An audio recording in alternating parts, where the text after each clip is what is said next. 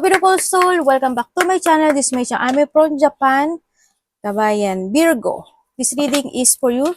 Tingnan natin ang iyong October, November, December, last 3 months ng year 2025.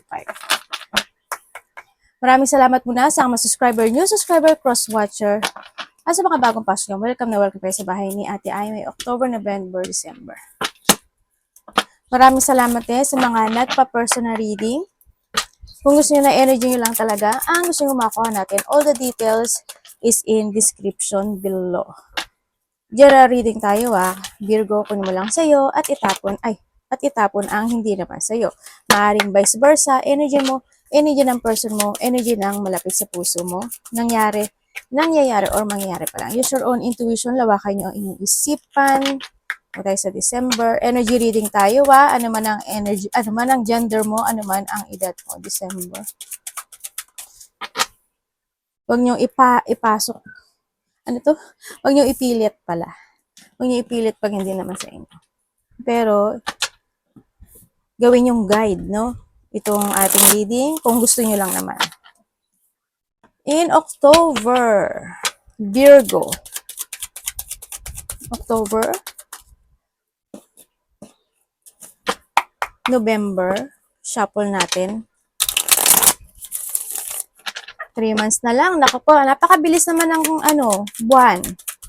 November, Virgo, 2025. December. 3 buwan na lang, Tapos May, Marimar. Napakabilis naman. December 2025, Virgo.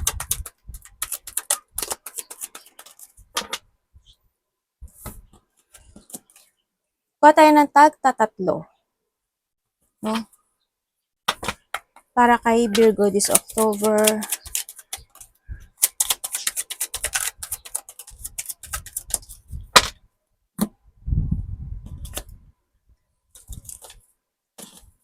November 2025.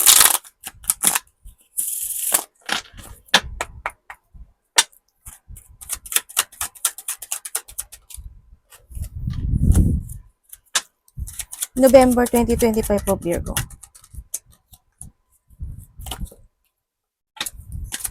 Mukhang nakikita ko may challenge ka. Ano ba yun, ate? Lupis. Kinapakaba mo kami, ate. Kaya mo na, ako nga din kinakabahan eh. Pero lang tayo. December po. Para kay Virgo. Kuha tayo ng 3.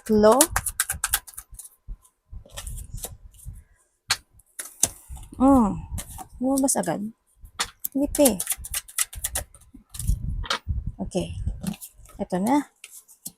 Okay. Tingnan natin ang iyong October 2025. Siyempre, magbibigay pa rin ako ng pool, no? Sa ating October. Ayun, no? Andito ka sa situation mo. Sabi ka no? Ito yung, there's a confidence. Siguro, babalik yung confidence mo, o kaya naman, may mga self-personality ka na gagawin, o when it comes to yourself, siguro,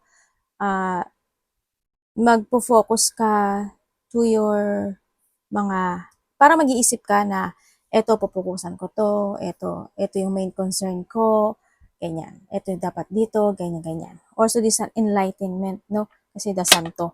Yan, nandun ka sa sitwasyon mo na, syempre, hindi naman, when it comes to ego, kasi iba-iba yung klase ng paggamit ng ego. Siguro, kasi the sun, ego when it comes to a good things, no? In mga sitwasyon dito. Also, kasiyahan to. Ibig sabihin, may mga mangyayaring kasiyahan, mga mangyayaring happiness, enjoy, success situation, also celebration, also ito, and then, and it's more on enlightenment and abundance is coming. By October, tingnan natin. Di ba? When it comes sa peace, andito nga yung sitwasyon mo. Yan, sabi ko sa'yo, with the sun, may mga kasiyahan, no? Also abundance, mga papuri, etong nakikita ko papuri, pagbabago, makakaramdam ka ng peace situation, parang makakaramdam ka ng kapanatagan sa ibang aspeto ng buhay mo. Also, pagbabago rin ito with the sun and ito is pagbabago when it comes to your money. Yan, also, Hindi sa love. Kung titignan mo siya, di ba, there's a connection. Freedom, connection. Yan. Sabihin, either magkakaroon ng mga good connection with someone, ganyan. Good connection sa ibang tao. Apology, ito na nga, sabi ko sa iyo eh. Maring may taong maghihingi ng apology, or may taong magko-confess, or may tao na nagigilty at magpaparamdam siya sa iyo ng pagmamahal or suporta, ito, no? Or maybe this is you. And also, sa iba dito is, maring may taong, yun nga, kumbaga ay may taong nalulungkot na gusto niya ng pagbabati or gusto niyang maintindihan mo siya, ganyan. Yun ang nakikita ko. Gusto niya magkaroon ng recovery in this connection. Pwedeng kapatid mo, pwedeng asawa mo, karelasyon mo, or someone who's connected. So, pwede kasama sa trabaho.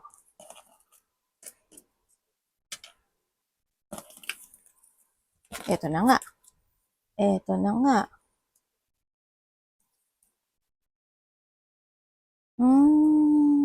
Okay. Dito sa sitwasyon mo, siguro hindi kay lahat to. Kasi we have an apology din, ano? Ako nakikita sa iyo. Peace and apology. Dito, makaka-receive pa daw, may tao. Either may tao na magdadalawang isip to connect sa'yo. Yan. Yun ang nakikita ko dito.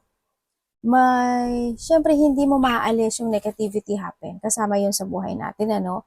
You want to create something or nandun yung positivity, na kalmado ka, or nandun yung sitwasyon na pipilitin mong balansehin yung aspeto ng buhay mo in a situation in your life, pero parang magkakaroon ka ng feeling depression o kaya naman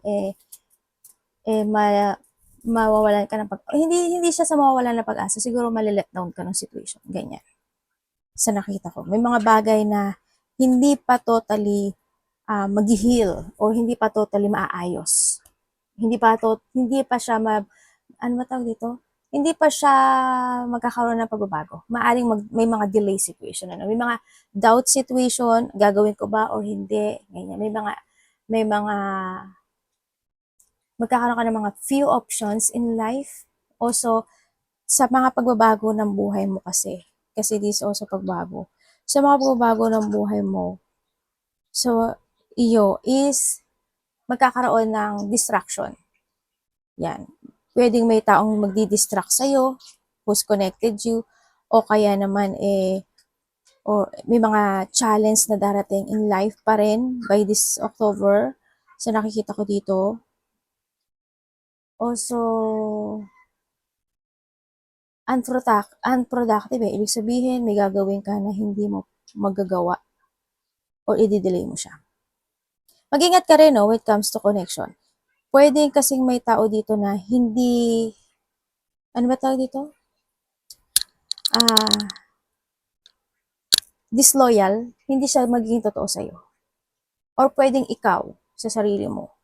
Baka may mga time na point na buhay mo na hindi ka nagiging totoo. Ibig sabihin, ipapakita mo sa harap ng tao na you feel peace, you feel okay, pero deep inside, hindi. Or pwede naman there is someone dito, no, na hindi siya totally loyal sa'yo. Basta mag-trust ka lang sa intuition mo. Saka sinasabi dito ano ba to? Mag-trust ka daw mag-trust ka sa intuition mo at mag-action. May mga dapat na need to take it action. November. Ay. Pa yan. Okay, dito sa situation is this a destiny, no? There's a destiny, andito yung situation na may mga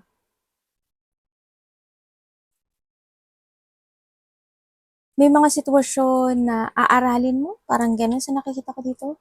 May mga aaralin ka, may mga, you're thinking about something, future to no? May mga isipin ka na about sa situation na gusto mo makuha, gusto mo ma-achieve. Ganyan. Thinking about the future, destiny, to growth, ganyan. Or may mga sitwasyon na aalis ka dun. Yun. Halimbawa, is sa relationship, di ba? Halimbawa lang halimbawa, o kaya sa trabaho, any situation na ayoko dito, wag na lang to kasi it's not working to me anymore. Pwedeng ganun. Pwede din sa may mga idea mo, kaya pwedeng tamad ka dati, ngayon kikilos ka na. Pwedeng ganun. Yan. May paglabas sa isang sitwasyon kasi handle ka na sa thinking about growing, about changing. Yan. Faith, di ba? Ang galing peace and faith. Andun ka na talaga sa umaasa ka sa sitwasyon mo in life na may gusto ka nang gawin o baguhin sa sarili mo. No? Handun yung faith ng pagbabago na ito. Sa pagbabago ng destiny. Yan, may mga aayusin, kukumpunihin, ganyan. And also, dito sa situation, it's more siya, no? Kasi, yan, ito, dahon yan, di ba? Tapos kabot para may mga lalabas o may mga idea ka na may isip this time kasi si Lesson and Destiny.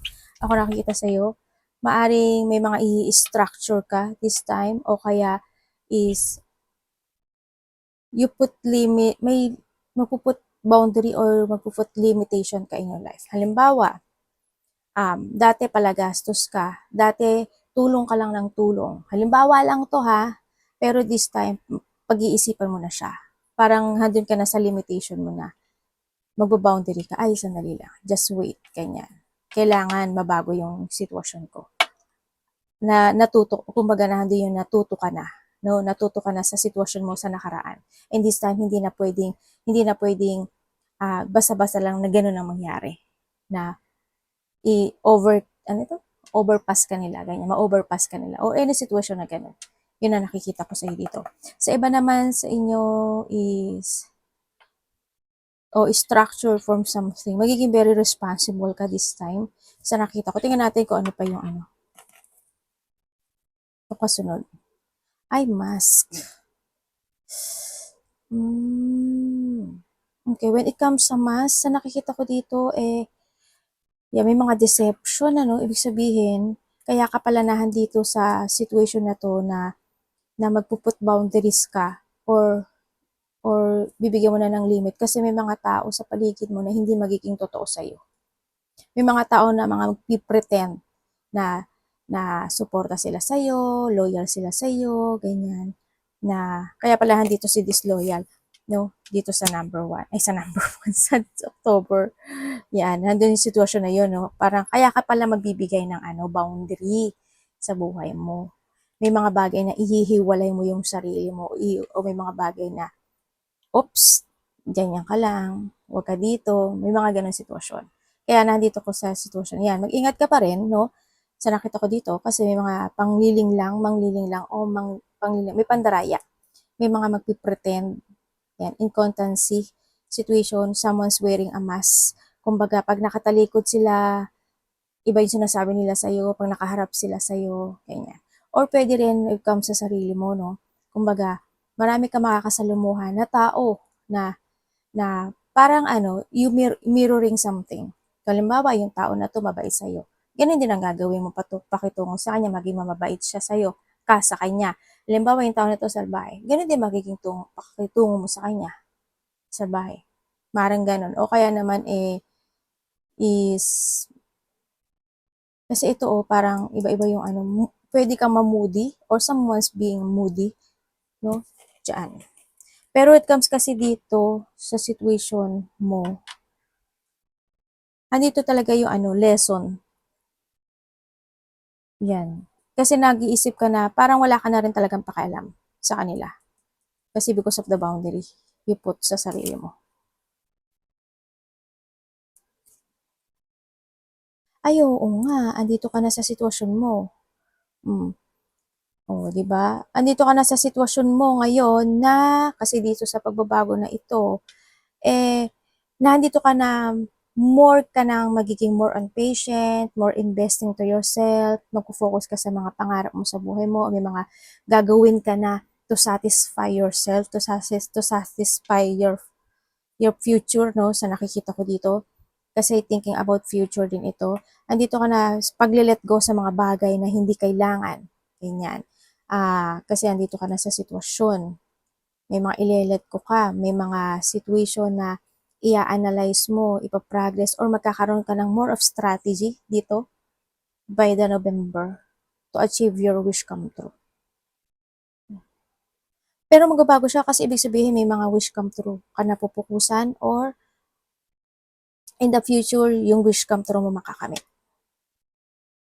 Yun ang nakita ko. Have faith lang kasi magbabago yung ano mo, destiny mo.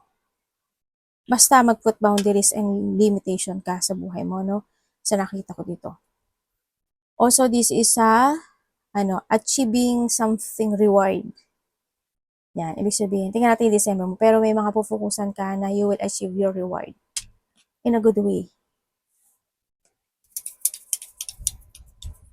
December. Ay. Teka nga, isip ko na. Itabi ko nga to. Itabi natin yung card. Kasi nakaano siya. Okay. Meron ka na dito, may mga sitwasyon na i-illusionin ka this time. Yeah, may mga illusioning, i-imaginein, or there's a dreams, kasi andito rin si dreams. May mga dreams or may mga subconscious na situation. May mga imaginein ka raw. Also dito, pag-alis, pag-alis. Tingnan natin yung in a situation. Ay, andito ka pa rin, Desert Island. Andito ka nga talaga na ihihiwalay mo yung sarili mo. O may aalisin ka sa buhay mo. Dito ka talaga. Dito sa sitwasyon, kasi dito, challenge to. By December, magkakaroon ka ng challenge, Pero dito is pag-iwas o pag-alis o paghihiwalay ng sarili sa ibang tao. Ganyan. Also, ito kasi, merong challenge to challenge. May konting i-delay ka ata. Ganyan, parang ganun. May i-delay. Tingnan natin. Kasi parang may feeling ko may i-delay ka or may delay situation. Okay. Dito sa sitwasyon mo, tsaka dito si Gain, sigurado na yung when it comes sa desert island, may mga i-delay ka na bagay o sitwasyon sa buhay mo, pero i-delay mo yon kasi maaring hindi pa siya nararapat o hindi pa dapat. Ganon. Ano ba? Halimbawa, parang puno yan, di ba? Halimbawa, ay hindi ko muna siya pipitasin kasi hindi pa siya hinog. Di ba? Hindi pa ganon na, hindi pa siya matamis kasi hindi pa siya hinog. Yung mga ganon. O kaya naman, may mga sitwasyon na mas more kang magpo-focus to gain for something. Halimbawa, is hindi ka muna magiging magastos kasi may pag-iipunan ka muna, pwedeng ganun. Kailangan ma-achieve mo yung bagay na yun. O kaya may mga plano ka na gusto mong gawin in life or you want to structure into yourself at ang gagawin mo doon itatry mo i-progress yun, magkakaroon ka pa ng more thinking of strategy dun sa bagay na yung pwedeng gano'n, no? Sa iba sa inyo. Yung paghuhulma ng isang bagay, isang situations in life. May mga huhulmahin ka, may mga, ay, devil! Kaya pala, nagduktong siya, no? Nagduktong siya. Yon ang nakikita ko sa'yo. Oo, may i-delay ka nga. Dito sa sitwasyon mo, by December, may i-delay ka sa sarili mo. Yon. May mga i-evaluate ka na sitwasyon na dito ka sa, it's more on planning. More on planning and structure to yourself. Kasi you have a dream, kumbaga, no? May dream ka na gusto mong makamit this time. Kasi about this sa future kasi, no? Itong dreams na to is thinking about the future and your dreams is medyo parang hihinugin mo pa siya. Halimbawa, kulang pa yung pera ko para dito sa bagay na to. Hindi pa ngayon, kailangan makaipon. Example ko lang yun And then also, ang nakikita ko sa'yo dito,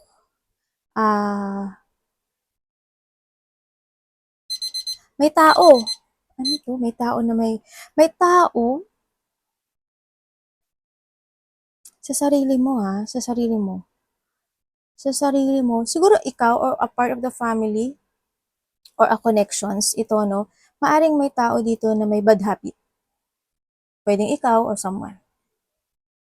Yun. May bad habit or pwedeng kasama sa trabaho. Mayroon siyang, there's an obsession. Ako nakikita dito. Marami klase ang obsession. You're obsessed with something because of the dream. Diba? You're obsessed because of the love life. Pwedeng ganun. Obsessed ka in a good way and iba dito is in a bad way. Ganyan. Ang nakikita ko dito. Magkakaroon ng mga, you planning something. You're planning something and may mga bagay na ipiprepare mo, may mga bagay na you want to discover, may mga bagay na magiging very careful ka also this December. May mga bagay na pag-iisipan mong maigi o i-discover mo pa more. Maaaring ganun. Yun ang nakikita ko. Halimbawa, when it comes dito, ano ba ate i-discover? Kasi nandito siya, di ba? Halimbawa, itong prutas na to is pwede siya pang adobo. Halimbawa lang. Tapos iisipin mo siya na, kasi there's an option, ano pa kayang pwedeng gawin sa kanya? Yung mga ganon. Nagigets nyo ba? Yung sinasabi ko, ako lang nakakaintindi na sinasabi ko. Yun. May mga i-evaluate ka kasi dito. Also, may mga wish come true. Ako nakikita dito, you will receive something. May reward or may achievement. May distraction, ano? May distraction. May magkakaroon ka ng distraction kasi andito siya. May distraction ka kasi andito si devil. Ba't malababas ng devil na to? Ibig sabihin, may mga tao. May mga tao dito na may, ayan o, kasi andito siya. May mga tao na magpipretend sa'yo talaga. Pwedeng ikaw magpipretend or someone is pretending. Diba? Na magpipretend sila na concern sila sa'yo, love ka nila, love ka niya, or ikaw ito, ganyan. Pero dito sa sitwasyon, obsession to. Someone is obsessed with something. Pwedeng may taong nagpaplano when it comes to sa bagay na yun, or maybe this is you. Yun nakita ko ito. Happiness is coming, December din. May happiness. Pero yung iba dito feeling, kasi ito, feeling trapped and stuck sa ibang aspeto ng buhay mo. Illusioning kasi ito eh. Parang gusto mong umalis o gusto mong lumayo o may ilalayo o aalisin in life. Kasi magiging ano lang siya, distraction sa buhay. Pagpaplano to. More on pagpaplano. Ganyan. Marami ka pa plano by December. More. About wish come true, future, and investing. Yan. More patient ka nga sa iba sa inyo. Arigato namaste, God bless.